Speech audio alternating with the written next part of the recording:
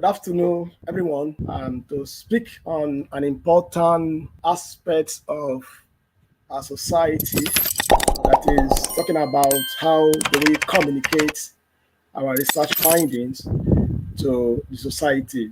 And we all know the importance of research to the society. I'm going to be doing that under the following outline. I'm going to be talking about the preamble briefly, then I'm going to talk about some definition of some basic concepts and terminologies. Then I will also look at description of scientific communication. Then I'm going to look at effective scientific communication. I'm going to look at medium or media of scientific communication, principles of scientific communication, and the closing remarks. Thank you. So let's go. Scientific communication, it differs from other communication in several ways because scientific communication emanates from an organized body of knowledge, from a procedure. It has to be procedural. It follows some layout procedures. Then it has to be methodological. We have to follow some methodological approaches. Then what you are going to get out of it has to be logical. It has to be facts that are well researched on. And at the end of the day, it has to be detached from your personality, from your emotions. Then it has to be objectively presented. And one of the reasons why some of our research findings, especially in developing countries, are not having effect on the society is because we fail to, follow the following attributes of scientific research. It's one thing for you to conduct a research. It's another thing for you to design a methodological approach that will make your dissemination pathway to have effects on the audience. And of course, we are talking about society too. I got interest in the field of research, academic field, as far back as when I was in primary school. I was privileged to see a situation where a couple gave back to a baby that was too tiny for her to survive. And they nursed this baby for about 15 years, and eventually the baby died.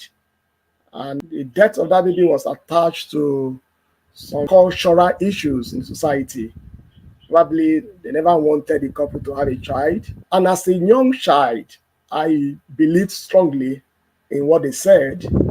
But as I was growing up, I got the understanding that the child, based on my knowledge, the child will have died as a result of the fact that the parents were probably AS and they came back to go seller, but they never knew. So what later gave me the idea then was the fact that the way the baby looked, like sickler, so tiny and falling sick all the time, and at the end of the day, the baby died. So when I got this fact that, probably this lady that died, when the death was attached to cultural issue, or probably be as a result of the fact that she was a sickle seller. And it was traced down to the family, and we now have a lot of them who are AS in the family. So from there, I developed interest in research. And I now discovered that for you to get validated fact from research, you have to have these attributes for it to be called scientific fact communication. It has to be organized, it has to be procedural, it has to be methodological, it has to be logical, and it has to be well researched on. And of course, you have to also detach your emotions, you detach your personality, and it has to be objectively presented. So this therefore become a very important aspect that every researcher or scientist must know in order to communicate research findings that will be effective in the society. Now, I will be talking about some basic concepts based on the topic, and I will start from the back Our topic says foundation of effective scientific communications. I'm going to take communication for as one of the basic terminologies I'm going to describe. And when we talk of communication, we are talking about getting a piece of information, getting a message, getting an idea from one end to the other, passing it from one end to the other. And in the field of communication, we have four basic elements of communication. These are the source, the message, the channel, and the audience. And when we talk about the source, we are talking about the origin of the message. We are talking about the initiator of a message. We are talking about the sender of a message. And in science, the origin of a message of a communication usually is from findings, research findings.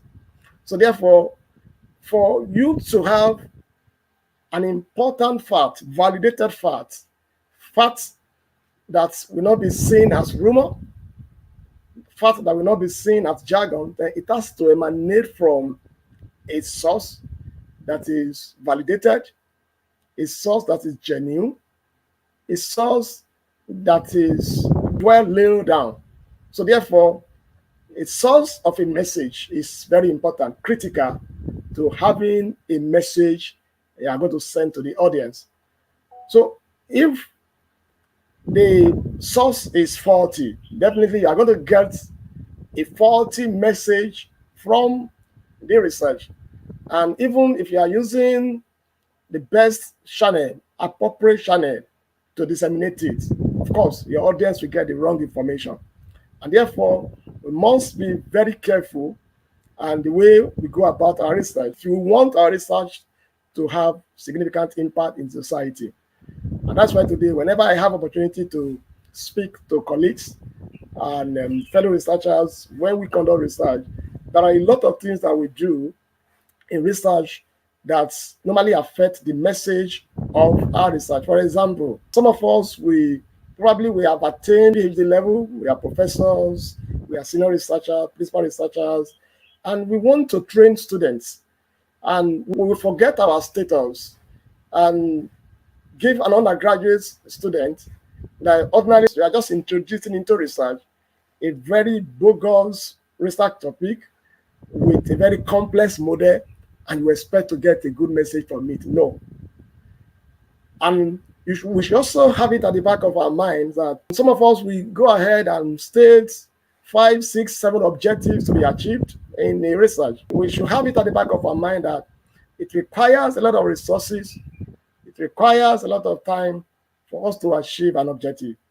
So whenever I see people doing that, I see those set of people as people who are just wasting their time because you can't get anything meaningful from it. It's just like as when you are giving an undergraduate a topic, it's like you are teaching someone how to swim. And for a good teacher, we start from the shallow part of the water and you begin to take the student or the swimmer, the learner, from the shallow to a deeper place gradually. But some of us, we just go and start from the deepest aspect of the water, then you expect that swimmer to get drowned. That is exactly what is happening to us. So our source of a message, the source of the communication has to be a reliable, validated source. And when we have a validated source, it is expected that we have a very good message. Is the fact, the idea that we are disseminating, we are communicating.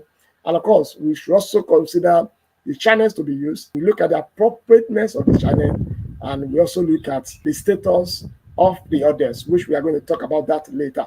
Then the other term that we're going to be talking about is scientific. When we talk of scientific, it involves organized procedures. The way scientists reason should be different from the way market women reason, just because the scientific procedure will have been passed through then before you come into conclusion.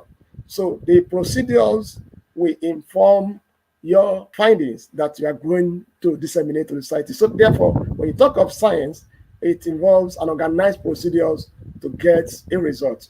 So, and effectiveness, this is the degree to which something is successful or ability to produce effect. And we talk of foundation. This is the underlying base or support system.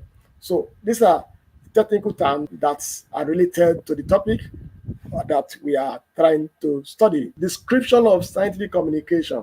So when we are talking about scientific communications, we are talking about variety of practices, ways, methods that can be used to transmit scientific ideas, methods, knowledge, and research to non-experts on a non-audience, and it has to be in an accessible, in an understandable, and in a very useful way. You must be very careful of the type of audience that's from your target audience. You must see them as non-expert. They don't understand some of the technical jargons that you're going to use in conducting your research.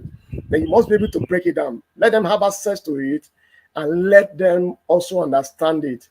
And more importantly, too, the information you are passing across has to be useful to them. If the information is not useful to them, then you have succeeded in wasting your time and the communication will not be effective.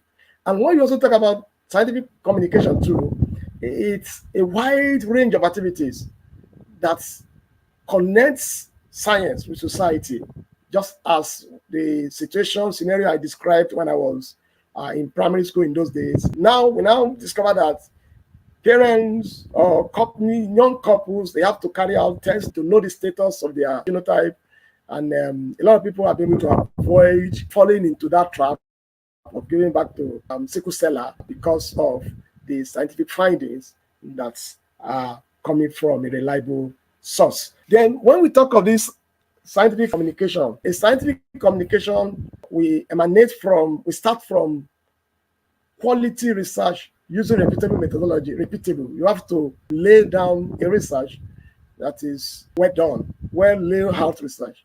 And when the research is conducted, then you have some data. Then you proceed to analyze the data. And after you analyze the data, then you have to interpret the data. And when the data is interpreted, you have to develop a report that is well written. And when these three combines together, then you have what we call scientific idea. And this idea is ready for communication. Communication is to transmit it forward to the people that actually need the result. And we should also note this, that poor scientific communications will jeopardize the efforts the researchers has put into the research. And a lot of efforts, resources, time have been required in conducting research. And if you are not careful enough to communicate the outcome of that research properly to the target audience, then it means you have succeeded in wasting a whole lot of effort and resources. So therefore, an ideal scientific communication will follow this pattern. Then how do we make our scientific communication effective? So one of the best way to do this is to try to adhere to the following points that I'm going to raise. Number one, a research communication or scientific communication has to be very clear. It has to be clear, and you have to also summarize it. You don't have to put so much words into it to describe the context of the work. The context of the work has to be described. Then you have to point out a knowledge gap from the existing work. You have to state the importance of your study. Then you have to exhaustively describe what you are doing. And you state it clearly how the results differ from the common opinion or in non-objective assertions or evidences. So when you are able to do that, then you are moving towards getting your communications effective. And the context of scientific work is very critical to the effectiveness of any idea that you are communicating to your audience. Then for you to have an effective scientific research is carried out with the right methodology. You must carry out your research with the right methodology, approach. Then you have to also ensure that you give the right interpretation to the data that you have collected in an objective way. And you have to clearly and exhaustively discuss the findings in line with the data and not with the power expectation. So many times, some of us, we have already made answer to find this, even when we have not gone to the field. I've experienced that severally in the course of interacting with so many of our colleagues. Whatever you get as your result from the field, they say results. The point is, you might be expecting a positive answer before you go to the field, and you get to the field, come back from the field, the answer becomes negative. So at that level, you should be able to tell us or tell your audience or your readers why it is negative. And that is why some of us we want to stick on to our expectations, the expectations before you go to the field. Oh, this is how it has been. And I've done mine. It is in that way. So at that level, we will want to manipulate our result to suit the para expectation. It is not ethical in research. Whatever answer you have got is an answer as long as you have checked your methodology and you have seen that the methodology is right and is correct. And you have also discovered that the layout of your research procedure is also correct. Then haven't conclude your study in a proper way. Medium or media of scientific communication. Scientific communication can be disseminated through several ways. Number one, through conferences, through workshops, through publications in the newspapers, in journals, articles, and so many other platforms can be used to publish your research communications. And we also have principles and strategies. So what are the principles and strategies that you have to follow in order to communicate effectively as a researcher? And the first thing you must do is to define your audience. Who are your audience? It's not possible for you to have a research that targets everybody.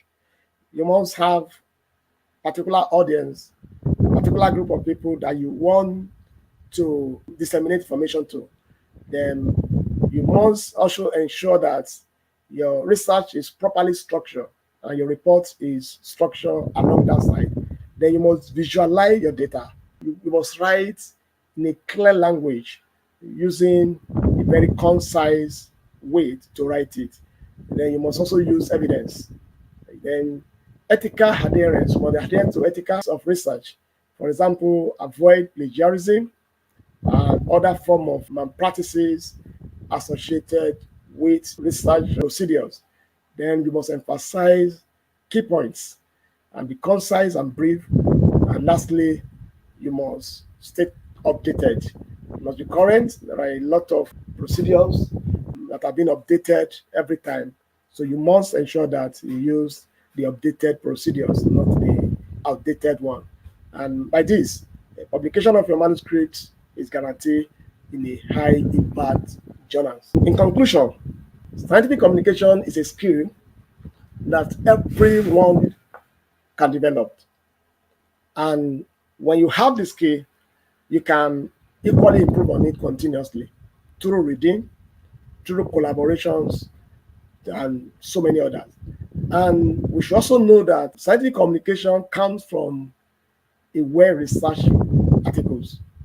And when you have a well-researched articles, then you are going to have a solid idea to be communicated to the audience, and not to just be communicated. You will communicate it, and it's going to have significant effect on the audience. And at that level, you'll be talking about effective communication. Thank you, and God bless. Thank you very much, Dr. Koledoye, for that beautiful presentation. We will open the floor for questions and reactions or comments. And I want us to feel free to make a comment. The first question here, person is trying to ask, what do some international journal reviewer means by originality of paper? And secondly, can this platform provide us with link or addresses of free access journals for publications? Let me answer the first aspect of that question. Yes, for you to have a very solid articles published in high impact journal, in fact, one of the requirements is that it has to be original. Original means it has to be an independent, form, that you are not copying someone. You are not copying ideas of someone, or you are not copying what has been done before. You are just being creative, and You are presenting an idea that is novel, that is new. And we all understand that nothing is entirely new, but at least you should be able to put in some variables, ideas that make an existing things to be new. So that's what they mean by that. And you can't publish in high impact journal if your article is not original. And one of the ways to know whether your article is original or not is through plagiarism check. So by the time they conduct plagiarism check on your articles and they've seen it on the internet, on the other publication archives, and they will know that it's not original. And by the time they also read through, if I'm reading your articles and you are telling me what I have learned in about 5, 6 years and things that are so common in society, then I will see it as an article that lacks the substance that so many of these good publishing outlets want to publish. And the second aspect of the question is, can this platform provide us with link or addresses of free asset journal for publications? And the research team of will supply answer to that. They can give you. There are so many of them, so many. And if you also contact me privately, I have some that I'm going to send to you, based on your area of discipline. Thank you. Originality is very, very key. And part of it is that it's a paper that has not been published elsewhere. In fact, when you are asked, before you upload, they'll ask you this background question and you must answer it. Answering it means that you believe that this article has not been published anywhere before that time. And we should take note of that. And that is why anytime you submit an article, the first thing an editor do is to do a check. And by subjecting your title to the internet, every other related title will come up. And if it has been published, that is a failure from the beginning. And for the second one, has been said, I think that is correct. And Dr. Koledoye being part of the team too, we can collate such free access journal and share it with our people. However, I also want to sound a note of warning. You can't say something is good and it's cheap. We need to be very careful with free access. There are some departments that by law, even in academic institution, by law, they are not taking money. It's a contribution. We are not saying that all of them are bad, but you have to be very wary and very careful of something that is extremely free, because even you that is publishing, you are going to make a gain out of it. A gain either by your promotion, either by being known. So it should not be about, I just want to add that, it should not be about looking for the entirely free ones. There are still some that the payment will not tear your pocket. The Glimp Plus as a journal outlet and our charges is very moderate and we are very reputable, even though we are just starting. But we have keyed into various indexes that makes our journal to be very reputable. So your patronage will be well appreciated. Thank you very much.